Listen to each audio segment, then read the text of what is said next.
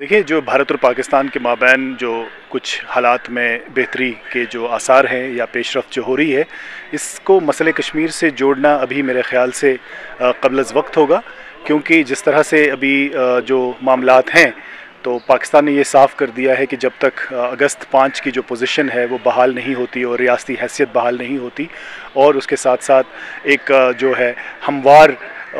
जो राह जब तक नहीं होगी, और तब तक मसले कश्मीर पर मेरे ख़्याल में कोई पेशरफ्त नहीं होगी। लेकिन ऐसा भी नहीं है कि आगे नहीं हो सकती है, लेकिन अभी फ़िलहाल ये क़ब्ल अज़ वक्त है। हम चाहते हैं कि इस खित्ते में पीस आए, अमन आए, वो बातचीत के ज़रिए आ सकता है। इनको बातचीत की ज़रूरत है। अगर इस खित्ते में अमन लाना है, अगर इस खित्ते से गुर्बत को दूर करना है, जहालत को दूर करना है, इस खून खराबे को दूर करना है, फिर इसके बगैर कोई चारा नहीं है कि मसले कश्मीर पे पेशरफ्त हो, बातचीत हो, ट्रेड हो, आपस में भाईचारा हो, पीपल टू पीपल कंटैक्ट हो, रास्ते सारे खुले, खासकर बिलखसूस जम्मू कश्मीर के जो जितने भी रास्ते हैं, रावलाकोट हो, यहाँ उड़ी का हो, जहाँ जहाँ जितने भी रास्ते आ रहे हैं वो सब अस्करदो हो, ये सारे खुलने चाहिए।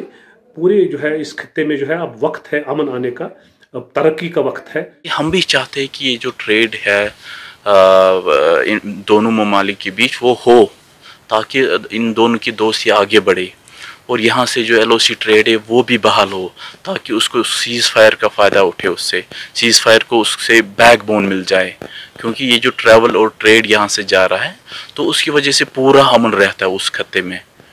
उस एरिया में।